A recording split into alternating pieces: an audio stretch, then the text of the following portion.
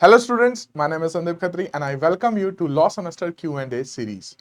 आज के इस सेशन में हमारा सब्जेक्ट चल रहा है कॉन्ट्रैक्ट 2 और आज हम बात करेंगे एजेंसी की। तो एजेंसी से रिलेटेड सबसे इंपॉर्टेंट क्वेश्चंस कौन से बनते हैं? सबसे पहला कि भाई एजेंसी है क्या, प्रिंसिपल कौन है, एजेंट कौन है, कॉन्ट्रैक्ट ऑफ एजेंसी होता क्या है, उसके एसेंशियल्स क्या हैं। तो सबसे पहले आज हम यही डिस्कस करेंगे।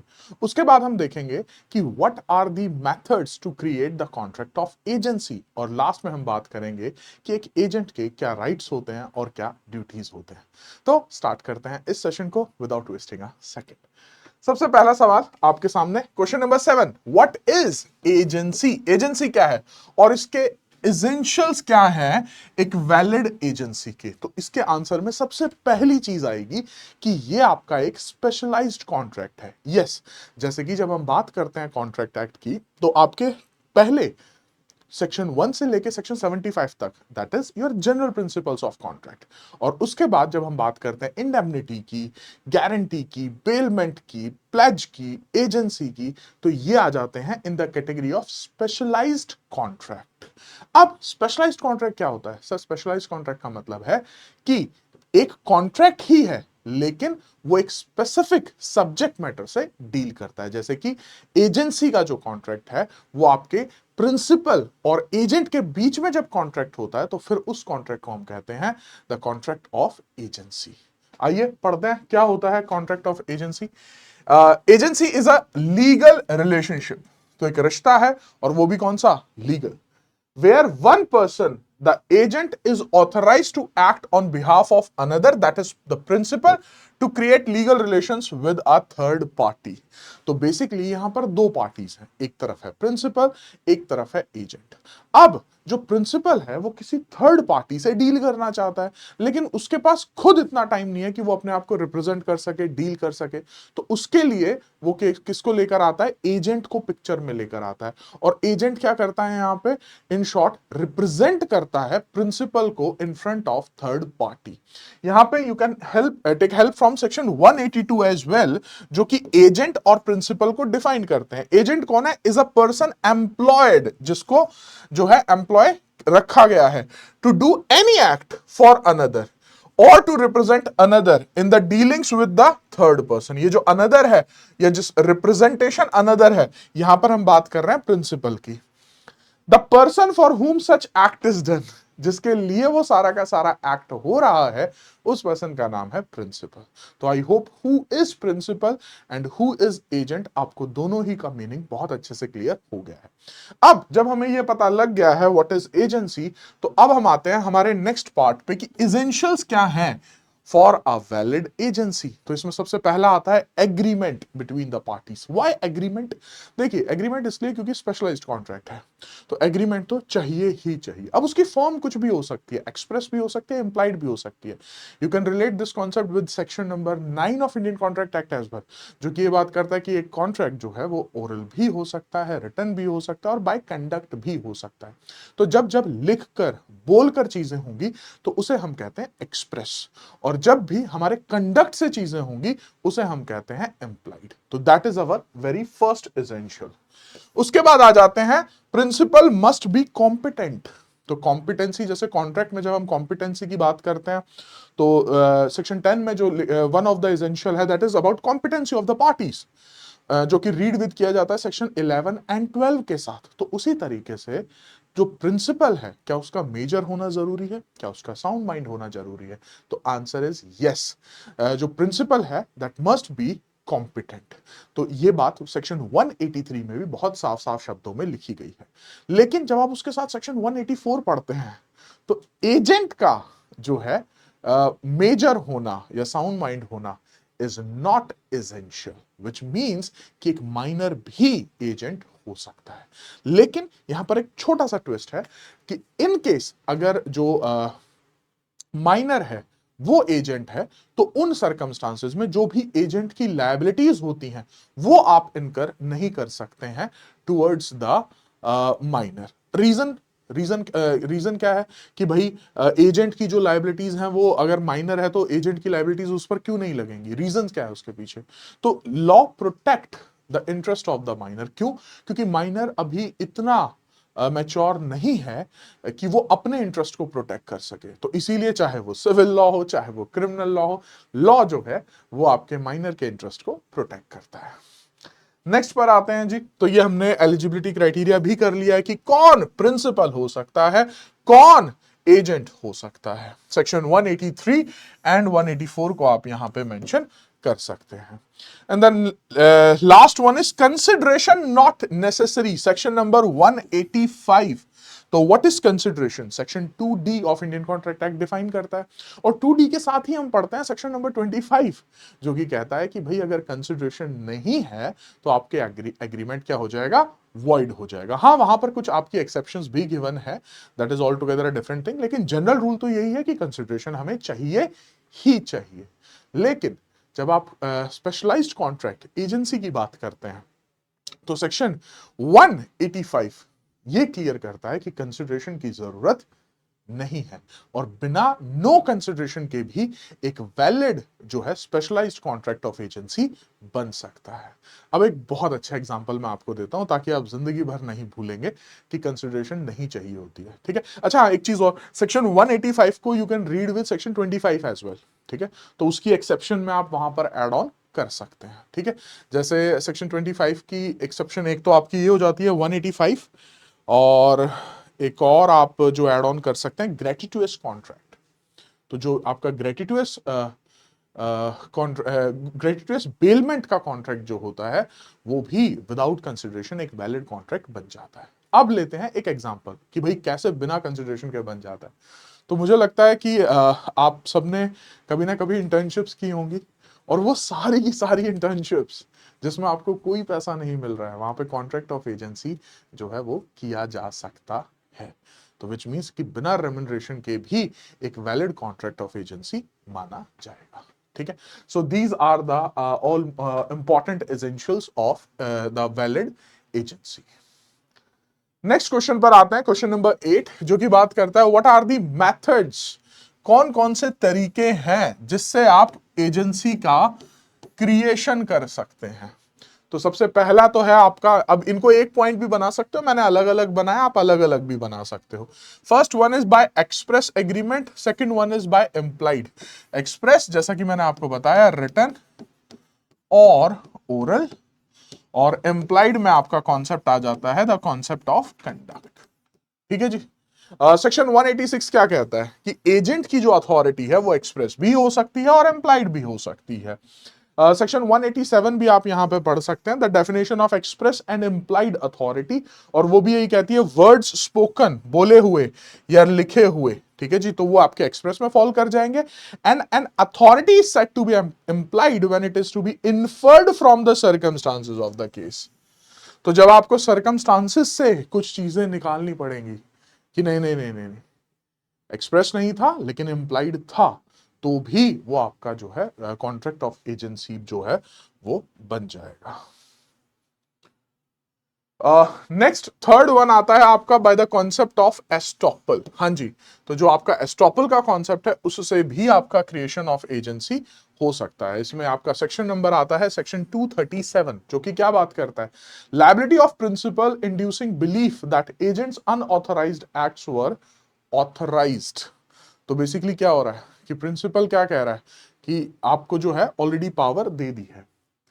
When an agent has without authority, agent के पास कोई अथॉरिटी नहीं है लेकिन उसने फिर भी एक्ट को जो है वो परफॉर्म कर दिया है with third person on behalf of principal. Now the principal is bound by such acts और ऑब्लिगेशन। कब, अब ये देखिएगा, the principal is bound by such acts और ऑब्लिगेशन इफ, किन सर्कमस्टांसेस में वो होगा, if he has by his words or conduct induced such third person to believe that such acts and obligations are within the scope of agent's authority। देखिए इस section 237 का basic सा conclusion ये है कि एजेंट और प्रिंसिपल एक team में है। अब उनके बीच में क्या अंडरस्टैंडिंग है, क्या नहीं है, क्या सही है, क्या गलत है, वो एक दूसरे के बारे में सब कुछ जानते हैं। बट द थर्ड पार्टी जिसका इन दोनों से कुछ लेना देना नहीं है, तो उनको तो नहीं पता होगा ना कि भाई एजेंट के पास क्या अथॉरिटी है, क्या अथॉरिटी नहीं है। अगर प्रिंसिपल ने एजेंट को गुड्स दे दिए हैं बेचने के लिए और ये बेच इस जो है जो आपका एजेंट है उसने बेच दिए हैं, अब मान लो उसमें प्रिंसिपल ने कहा था कि इतने प्राइस से कम पे मत बेचना, एजेंट ने उससे भी कम पे बेच दिए हैं। Now the first question is कि क्या यहां पर किसी भी तरीके से थर्ड पार्टी का कोई फॉल्ट है, तो आंसर आएगा no. So that is why the because of the concept of estoppel यहां पर वो ट्रांजेक्शन भी जो है वो वैलिड हो जाएगी। Now what is estoppel? सबसे पहला आपने कोई भी रिप्रेजेंटेशन की, सेकंड पॉइंट रिप्रेजेंटेशन के बाद सेकंड पार्ट उस पार्टी ने उस पर बिलीव किया, and the third point they change their position. Change their position का मतलब यहां पे फॉर एग्जांपल सामान खरीद लिया, तो बाद में अब प्रिंसिपल आके ये नहीं कह सकता नहीं नहीं मैंने तो इसको ये अथॉरिटी दी ही नहीं थी। And this is the reason कि बाय एस्टॉपल भी आपका जो है वो कॉन्ट्रैक्ट ऑफ एजेंसी जो है वो क्रिएट किया जा सकता है। ठीक है, यहां पे मैंने आपको बी इलस्ट्रेशन तो एक्सप्लेन भी कर दिया, दो इलस्ट्रेशंस मैंने यहां पर एड ऑन भी की है, which is again mentioned in your Bayer Act when it comes to section 237. Next one is your fourth by ratification. तो बाय रेटिफिकेशन भी जो है आप एजेंसी को क्रिएट कर सकते हो। Now this is something again यहां पर क्या हो रहा है, विदाउट नॉलेज ही हो रहा है, लेकिन लेटर ऑन जो प्रिंसिपल है वो उसको रेटिफाइड कर देता है कि हाँ हाँ बिल्कुल ठीक है, जो किया ठीक ही किया। और जब आपने रेटिफाई कर दिया तो वो आपकी जो ट्रांजेक्शन है वो कॉन्ट्रैक्ट ऑफ एजेंसी के अंडर ही आ जाएगी। कैसे, आइए देखते हैं। Where acts are done by one person on behalf of another but without his knowledge, तो मतलब एजेंट को पता ही, प्रिंसिपल को पता ही नहीं है, और अथॉरिटी या तो आप उसके पास पावर नहीं थी या अथॉरिटी नहीं थी। He may elect to ratify, अब यहां पे मे वर्ड यूज है which means it is the discretion of the principal to elect to ratify और टू डिसोन सच एक्ट। लेकिन अगर वो रेटिफाई कर देता है तो उसके इफेक्ट्स क्या होंगे, तो इफेक्ट्स होंगे सेम इफेक्ट्स होंगे, the same effects will follow as if they had been performed by his authority. And the last fifth one is by necessity, the doctrine of necessity, right. तो doctrine of necessity क्या कहता है, ठीक है, जैसे I think एक हिंदी में कहावत भी है ना, मुसीबत के टाइम पे तो गधे को भी बाप बनाना पड़ता है, सो समथिंग लाइक दैट। तो नेसेसिटी की अगर सिचुएशन है, कोई इमरजेंसी सिचुएशन है, तो उन सिचुएशंस में भी जो है वो आपका एजेंसी का जो कॉन्ट्रैक्ट है वो फॉर्म वो क्रिएट किया जा सकता है। कैसे, in emergency situations where it is essential to act without express authority, for example ships captain selling perishable cargo to prevent loss। तो perishable goods होते हैं जो आपके जल्दी खराब हो जाते हैं, जैसे सब्जियां, फ्रूट्स, जिनकी एक बहुत ज्यादा टाइम स्पैन नहीं होता है कंपैरेटिवली टू अदर गुड्स। तो उन गुड्स को अगर उसने सेल कर दिया है, क्योंकि अगर वो सेल नहीं करता और उनको कैरी फॉरवर्ड करता तो शायद वो प्रिंसिपल का पूरा ही नुकसान हो जाता, तो वहां पर भी आपका कॉन्ट्रैक्ट ऑफ एजेंसी आ सकता है। Now coming to the last question, agent के राइट्स क्या होते हैं, उसके ड्यूटीज क्या होती हैं। अब यहां पे राइट्स एंड ड्यूटीज याद करने का एक और भी अच्छा तरीका है, एजेंट की जो जो राइट्स होंगे वो आपके प्रिंसिपल के ड्यूटीज होंगे, और जो जो एजेंट की ड्यूटीज होंगी वो प्रिंसिपल के राइट्स होंगे। तो आइए देखते हैं क्या क्या ड्यूटीज हैं। तो आप मेजरली यहां पे सेक्शन 211 से 221 भी फॉलो कर सकते हो, जिसमें काफी ड्यूटीज जो हैं वो मेंशन्ड हैं। जैसे सेक्शन 211 में duty to follow instructions. So basically जो भी इंस्ट्रक्शंस प्रिंसिपल देगा वो सारी की सारी इंस्ट्रक्शंस को फॉलो करेगा आपका एजेंट। वो कहेगा कि भाई इस तरीके, इतनी क्वांटिटी सेल करनी है, इतने प्राइस पे सेल करनी है, इनको सेल करनी है, एंड सो ऑन। तो जिस भी तरह की जो भी लॉफुल डायरेक्शंस आएंगी उन सब को फुलफिल करेगा, उन सबको फॉलो करेगा द एजेंट। ये एजेंट की पहली ड्यूटी है। व्हाई? क्योंकि एक तरीके से देखा जाए तो एम्प्लॉयर एम्प्लॉई का ही तो रिलेशनशिप है, ठीक है। Second one, duty to act with reasonable skill and diligence. Now what is this reasonable skill and diligence? तो देखिए वो कहते हैं ना, इंसान गलतियों का पुतला है, तो गलती तो किसी से भी हो सकती है, बट एक आपके पास एक डिलीजेंस से आपको काम करना है, किसी भी तरीके की कोई नेग्लिजेंस आपके काम में नहीं होनी चाहिए, और एक रीजनेबल स्किल तो आपकी होनी ही चाहिए आप कोई भी काम अगर कर रहे हैं।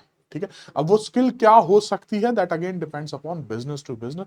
जैसे कहीं पर वो स्किल किसी तरीके की कोई मार्केटिंग हो सकती है, कहीं पर वो सेल्स हो सकती है, कहीं पे कोई सप्लाई चेन मैनेजमेंट से रिलेटेड हो सकती है, and so on. Next, duty to render accounts, which means कि भाई कितने में सामान बेचा, कितना नुकसान हुआ, कितना फायदा हुआ, ठीक है, कितनी क्वांटिटी ऑलरेडी सोल्ड है, कितनों पे बात अभी चल रही है, कितनी डील कैंसिल हो गई है, कितना पैसा आया है, कितना पैसा गया है, कितना पैसा बाकी एक्सपेंसेस में खर्च हुआ है। तो अकाउंट्स की जितनी भी इंफॉर्मेशन है वो करेक्ट इंफॉर्मेशन देनी है, उसमें अपने पर्सनल जो है वो खर्चे नहीं निकालने हैं, अंडर द टेबल जिसको हम कहते हैं, किसी भी तरीके से। ड्यूटी टू कम्युनिकेट, ठीक है, किसी भी डिफिकल्ट सिचुएशन में या किसी भी ऐसे सर्कमस्टांसेस में अगर एजेंट फंस जाता है जिसमें उसे नहीं पता है कि उसे क्या करना चाहिए, तो it is always his duty कि वो प्रिंसिपल को कम्युनिकेट करे कि सो एंड सो सिचुएशन और इस सिचुएशन में क्या किया जाए, और फिर जो भी प्रिंसिपल गाइडलाइंस देता है, जो भी इंस्ट्रक्शंस देता है, उन इंस्ट्रक्शंस को फॉलो किया जाए। Duty not to deal on own account, आप अपने उस पर चीजों को लेकर अपनी मर्जी से, which means without the consent of principal, कह रहे नहीं नहीं प्रिंसिपल को छोड़ो मैं ही अपने हिसाब से चलता हूं, तो वो चीजें आप नहीं कर सकते हैं। ठीक है जी, अपने अपना कमीशन, किसी भी तरीके का कमीशन, अपना किसी भी तरीके का कोई सीक्रेट प्रॉफिट आप नहीं बना सकते हैं। कोई भी कॉन्फिडेंशियल इंफॉर्मेशन, अब देखिए जैसे ही आप कॉन्ट्रैक्ट ऑफ एजेंसी में आते हैं तो कुछ आपके पास ऐसी भी इंफॉर्मेशन आ जाती है जो यूजुअली जो है किसी आउटसाइडर को नहीं पता होनी चाहिए। ठीक है, अब because of that contract of agency कोई भी ऐसी कॉन्फिडेंशियल इंफॉर्मेशन जो अगर मार्केट में बाहर आएगी तो हो सकता है जो प्रिंसिपल के जितने भी कॉम्पिटिटर हैं उनको बहुत एडवांटेज हो जाए। तो ऐसी कॉन्फिडेंशियल इंफॉर्मेशन, जैसे कोई आप प्रोजेक्ट लॉन्च करने वाले हैं, कब लॉन्च करने वाले हैं, कैसे लॉन्च करने वाले हैं, उसके क्या main features and so on, तो वो आपकी ड्यूटी है कि वो आप किसी और को डिस्क्लोज ना करो। ठीक है जी, so these are the duties of the agent. Now coming to the last part, that is the rights of agent. तो अब rights के बारे में भी बात कर लेते हैं जी। तो सबसे पहले रेमुनरेशन, देखिए हमने बात ये तो कर ली कि विदाउट कंसिडरेशन भी हो सकता है, लेकिन राइट टू रेमुनरेशन भी अगेन एजेंट का राइट है। जैसे कि nothing comes free, and there is a very good saying about this, that if you are good at something then never do it for free, right? So the very first one is right to remuneration. The second one is right of retainer. तो agent जो है वो retain कर सकता है कोई भी money received on the behalf of the principal, ठीक है जी, to settle his dues including advances and remuneration. Right of lien, section 221 में राइट टू लियन भी जो है वो एजेंट के पास है, until his dues are paid. Right to indemnity, तो इंडेमनिटी का आप देखिए, इंडेमनिटी अपने आप में एक स्पेशलाइज्ड कॉन्ट्रैक्ट है। तो इंडेमनिटी में क्या होता है, एक होता है इंडेमनीफायर, एक होता है इंडेमनिटी होल्डर। तो यहां पर कौन होंगे, यहां पे जो प्रिंसिपल होगा वो इंडेमनीफायर की पोजीशन में आ जाएगा, और जो आपका एजेंट है वो इंडेमनिटी होल्डर की पोजीशन में आ जाएगा। जिसका मतलब ये हुआ कि अगर ड्यूरिंग द ट्रांजेक्शन किसी भी तरीके का कोई लॉस होता है, और इसमें जो और लॉस किसका हो रहा है यहां पे, ऑफ द एजेंट, तो अब ये जो है राइट है of the agent and the duty of the principal कि वो उसे इंडेमनिफाई करे। Next one is right to compensation. तो एज पर टू सेक्शन 225 अगर किसी भी तरीके का कोई लॉस होता है ड्यू टू प्रिंसिपल्स नेग्लिजेंस, तो यहां पे वो कॉम्पनसेशन भी जो है वो सीक कर सकते हैं। तो I hope the most important part of agency, agency क्या है ये हमने कवर अप किया, एजेंट कौन है, प्रिंसिपल कौन है, एसेंशियल्स ऑफ एजेंसी कौन है, क्या क्या है, ये हमने कवर अप किए। उसके बाद कौन कौन से मेथड्स हैं जिससे एजेंसी को क्रिएट किया जा सकता है, एंड एट लास्ट हमने डिस्कस किया what are the rights and the duties of the agent. Still, if you have any questions, any doubt, you can write down your questions in the comments and I'll answer accordingly. So that's it from my end as of now.